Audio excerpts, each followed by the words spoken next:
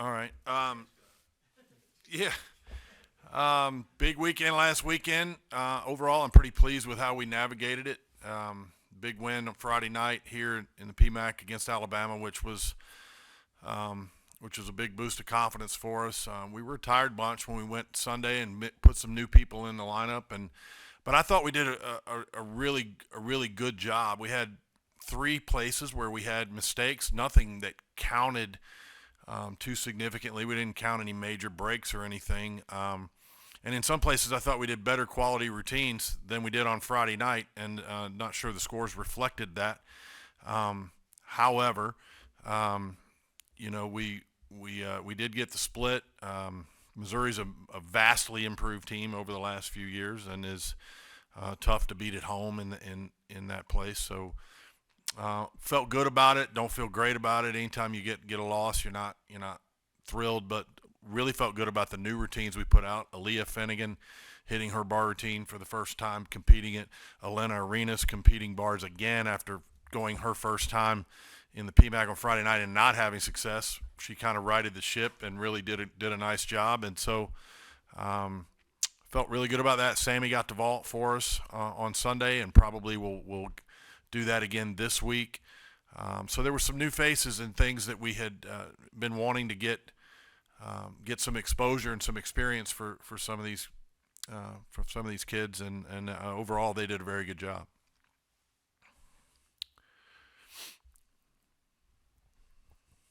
I saw the NQS scores started. Is this early compared to the It past? feels early to me too, Scott. Yeah. I think last Well, year. what stock do you put in at this point when you I don't don't. have a lot of scores? I don't, because we're counting because of our delay and everything. We're counting every score. We got every score we got in our NQS, and some others have been able to throw one or two of their early season scores out. So that'll correct itself. If we do our job, all that stuff is going to be fluid for the next couple of weeks. You'll see some big movement one way or another.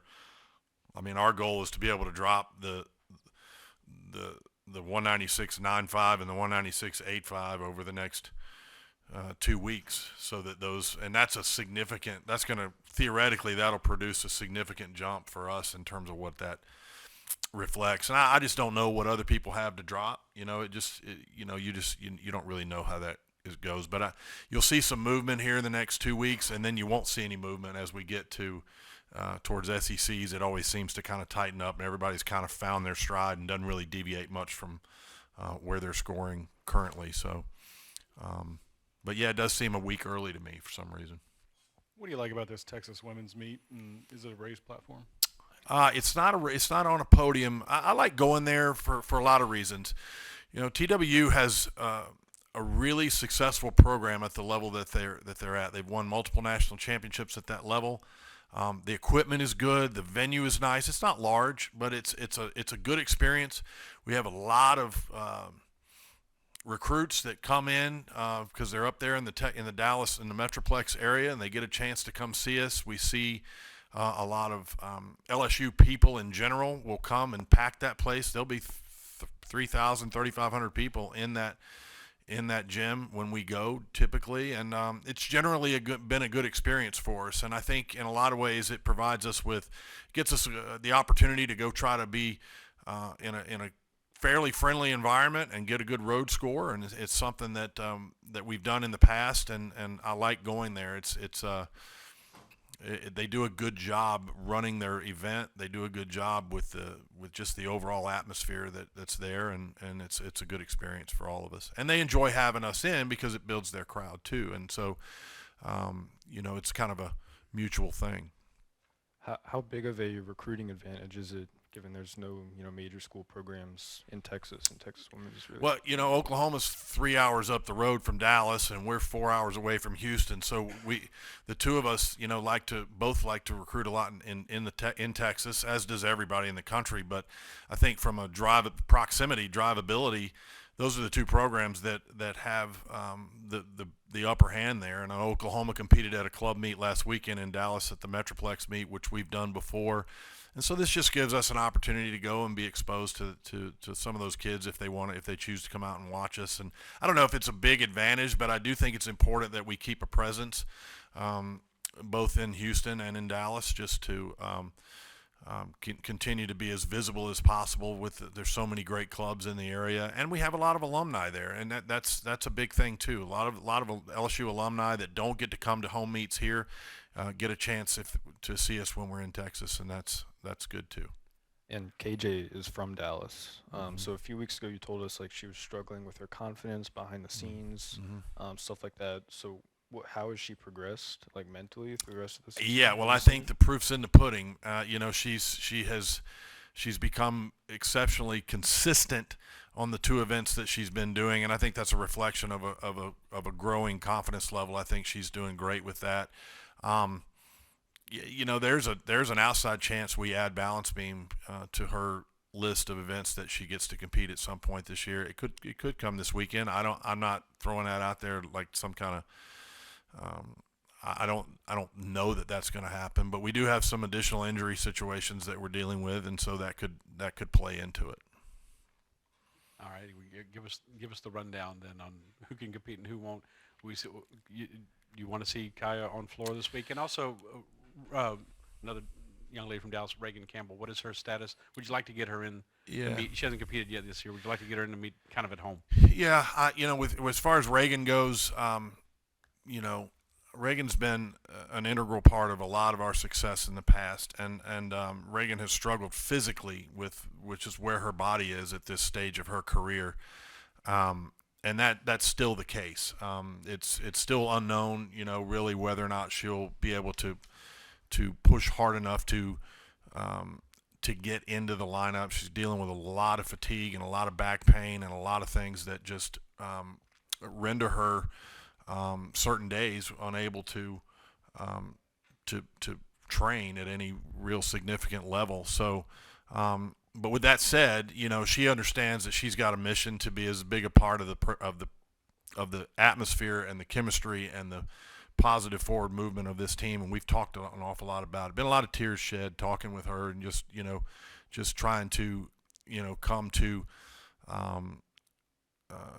some sort of understanding of where we are. She's frustrated and but tired. Would be a good word, I think, because she's been in pain doing her gymnastics the entirety of her career here, and it's not something that we've talked an awful lot about, but it's a significant malady in her back that is over time, and just the pounding over the years has finally taken its toll, and it's been discouraging for her. Who's the other one you asked me about? Yeah, there's a chance. We look at this past weekend when we thought we were going to put Kaya in against Alabama, and then we got to the end and had the score and the meet sewn up and made a decision to pull her out, which I maintain was a good decision.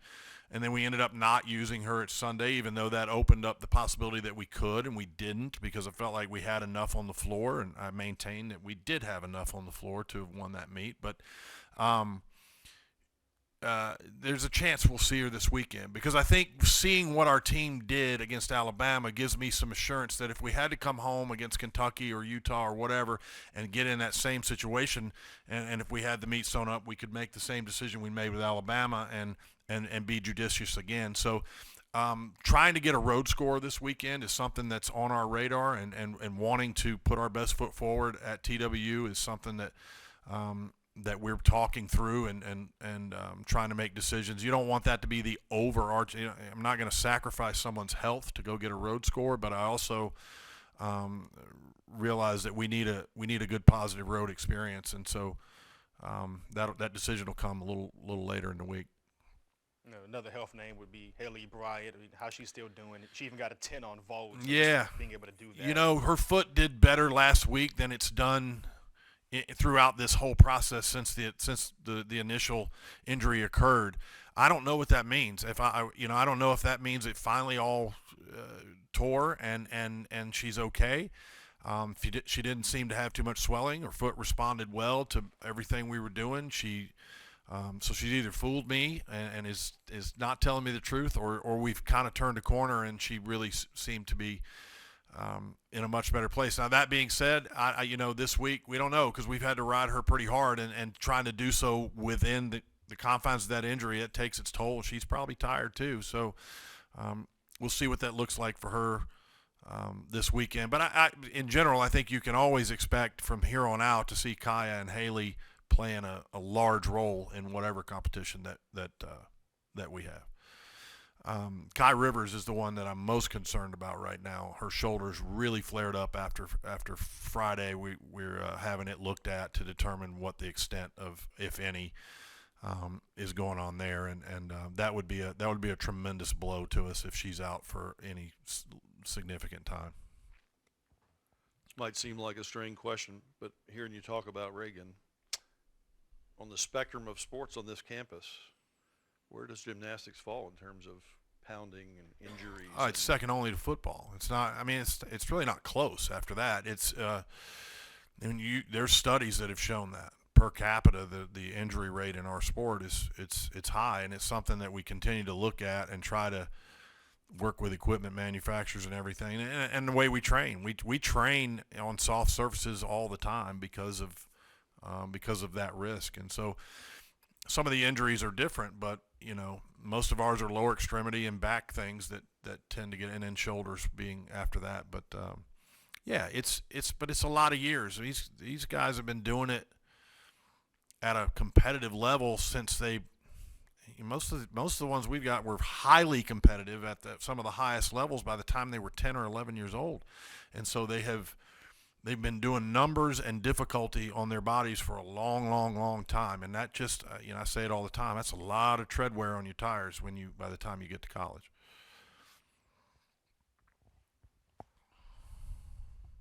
I want to jump back to KJ real quick. If you could put her consistency as a freshman in context for us. Yeah.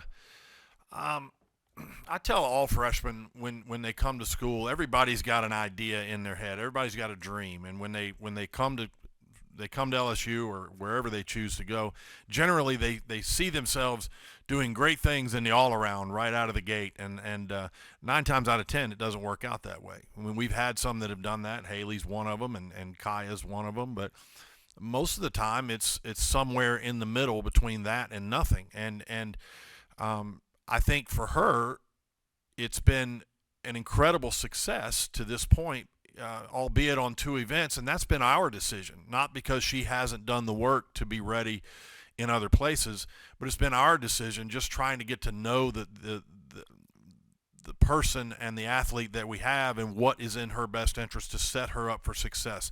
So many times I've seen coaches try to force a square peg through a round hole too soon, and not make those things happen. I think it's important with freshmen that no matter who they are, we've done it with Aaliyah as well this year. That's another example, that you put them in the places where they can be most comfortable first. You don't mess around with their gymnastics too much. Don't try to introduce new skills or get crazy with composition. Try to go with a lot of the things that they have and that they're comfortable with. Allow them to grow and get used to the idea of a team concept, which is a foreign deal to them because their whole life it's been individual. And you see those pressures creep up on freshmen a lot early in their career, when they feel like it's riding on them and everybody's dependent on them, and they can make mistakes. So if we can put them in a situation where they have the greatest chance for success, that's what we want to do, and that's what we've been able to do with KJ. So I would say that her success rate so far has been almost perfect, based on what we've asked for of her at this point, and I couldn't be more pleased with what she's done to this point. Alona, the update on Alona is I don't know. We're still in a little bit of a mystery zone right now. The knee hurts. We have not been able to find anything specific other than evidence of an old injury that had been there for what appears to be a long time. I'm hopeful that we will see her back on bars pretty quickly. I would love it if that was this week. I just don't know. yet. I've got to get with Jenny and Alona and just kind of see where everybody is on that progress. That's a big spoke in our wheel that we don't have right now. And Alona is as important as anybody on our team in terms of what she brings to the table. And I'm not just talking about her gymnastics. I'm talking about the whole picture. And getting her back for our postseason run is paramount to us having some success. Is that it? That was easy.